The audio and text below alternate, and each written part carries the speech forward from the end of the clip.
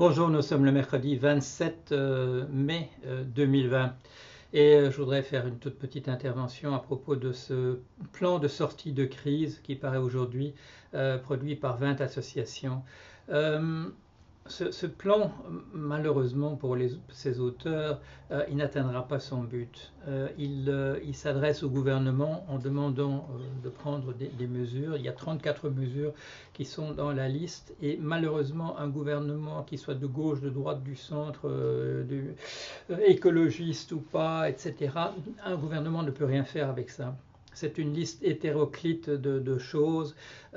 Certaines sont incohérentes, sont en contradiction les unes avec les autres. Certaines portent sur des points mineurs, d'autres sur des points majeurs. Il n'y a aucune tentative qui a été faite de remettre ça, ne serait-ce qu'en rubrique. C'est une liste, on a l'impression que c'est dans l'ordre où les choses sont venues.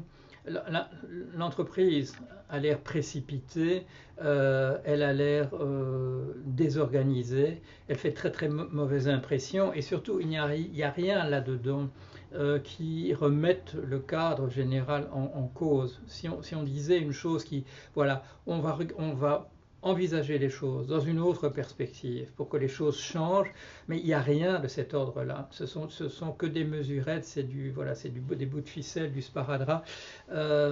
Il est dommage que ces 20 associations, qui sont des associations importantes, qui font du travail excellent, n'aient pas pris la peine de demander même à une personne de mettre un peu de l'ordre là-dedans, d'organiser cette liste, d'empêcher une décrédibilisation au vu d'un travail qui a l'air d'être un travail véritablement d'amateur, certainement pas de quelqu'un d'une organisation, d'une association qui aurait un souci de produire, de proposer des mesures qu'un État, un gouvernement, quel qu'il soit, pourrait mettre en œuvre. Ce sont voilà, c'est une liste entièrement hétéroclite. Il est dommage qu'on fasse ça parce que d'abord, ces associations apparaîtront difficilement comme des interlocuteurs valables vis-à-vis d'un gouvernement. Et ensuite, il y a des mesures là qui sont des mesures intéressantes, mais qui, au sein de ce fatras, passent complètement inaperçues. Pourquoi avoir fait une telle erreur? Je crois que c'est par manque de connaissances, malheureusement. C'est parce qu'il y a des choses qu'on ne sait pas, des choses élémentaires qu'on ne sait pas au niveau de ces associations sur comment fonctionne un gouvernement, comment fonctionne un État, et qui fait qu'on propose des choses qui sont inutilisables. Je crois qu'il y a surtout voilà, c'est ça la grande difficulté. On ne sait pas ce qu'on ne sait pas, et du coup, on ne voit pas à quel point une liste de ce type-là apparaît hétéroclite et indigente, et le fait d'amateurs éclairés, d'amateurs de bonne volonté, mais avec qui un gouvernement va se dire qu'il ne peut rien faire. Si on peut créer un comité Théodule où on prendra des représentants de ces associations, mais à titre consultatif et surtout pour les faire taire avec un semblant de les prendre au sérieux. Pourquoi ces associations n'ont-elles pas pris l'initiative de créer ne serait-ce qu'un petit comité de 5 personnes qui auraient des notions sur comment fonctionne un gouvernement, comment fonctionne un État et comment on formule une proposition? Parce que ces associations se battent à tout moment contre les lobbies, elles disent beaucoup du mal des lobbies, elles ont raison quand ce sont des lobbies représentant des choses absolument nocives, mais il y a quelque chose quand même à apprendre, c'est le professionnalisme.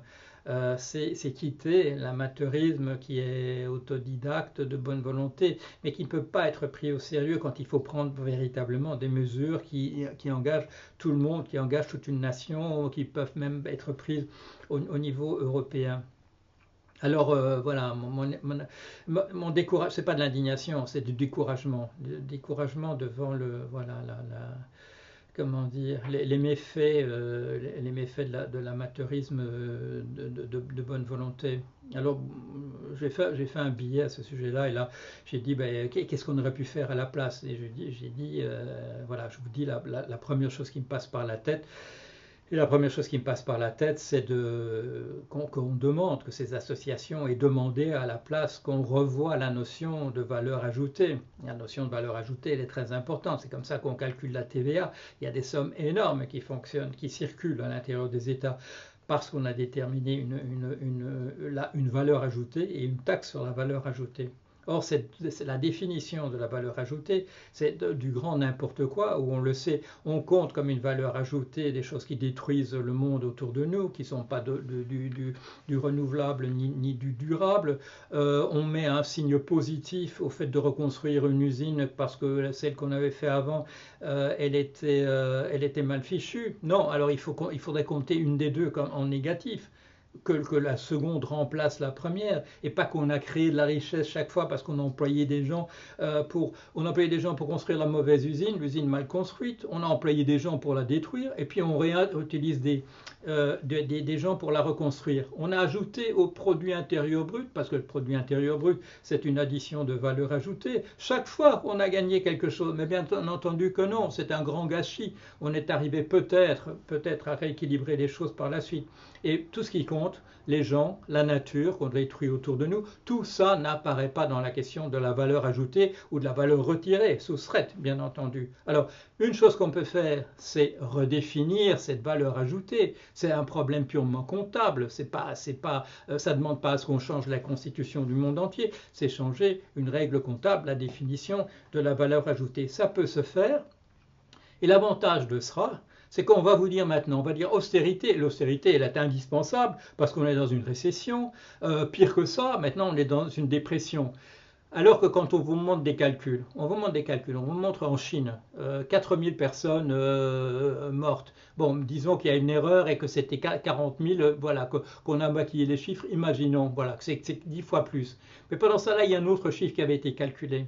51 000 enfants qui ne mourront pas parce que la pollution est tombée à zéro. Imaginons même que ce ne soit pas 4 000 mais 40 000. Il y aura encore toujours un bénéfice de 11 000 vies humaines au fait qu'on a dû arrêter la production et que la pollution a baissé par rapport à ça, qu'on commence à calculer les choses comme ça. Et si on le calcule à propos de cette crise, on s'apercevra qu'avec tous les avions qui n'ont pas volé, avec tout le trafic qui n'a pas eu lieu, avec tout ce qu'on n'a pas détruit en pétrole et en choses irrécupérables dorénavant, qu'on a gagné, qu'il y a eu de la valeur ajoutée en plus, qu'on n'est pas dans une dépression, qu'on est plus riche maintenant, à la sortie de la crise, de la pandémie, qu'on l'était avant, qu'on fasse les choses comme ça, qu'on redéfinisse les choses. Pourquoi est-ce que ces 20 associations n'ont pas pensé à quelque chose d'aussi élémentaire que cela? C'est dommage, d'autant plus qu'en prenant une initiative qui apparaîtra vraiment de l'amateurisme, elle se décrédibilise d'une certaine manière. Ben, ça ne veut pas dire, bon,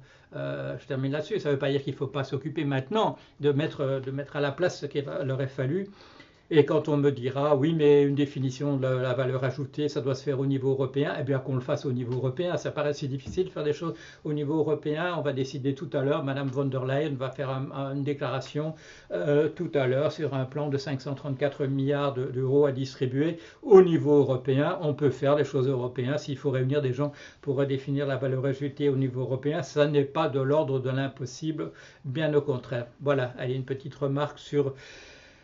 provoqué par mon découragement devant ce que j'ai appelé les méfaits de l'amateurisme de bonne volonté. Voilà, allez, à bientôt.